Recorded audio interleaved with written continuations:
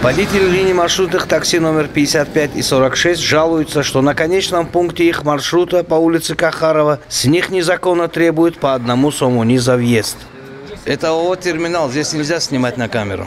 Здесь за въезд берут 1 сомони. Вон сборщик денег увидел камеру и убежал. Всего на 4 линиях работают 500 маршруток. Вот и считайте, сколько выходит в день. Здесь нет асфальтового покрытия. Поднимется ветер, тут пыль столбом, как на полигоне. Нет ни воды, ни туалета. Вообще нет никаких условий.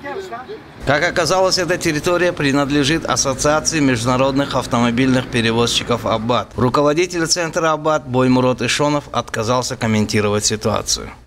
Директор автопредприятия «Сорбон-14» Бахром Рахимов также отказался комментировать ситуацию и переадресовал нас в пассажирское унитарное предприятие «Душанбе Наклиот Хадамот Расон».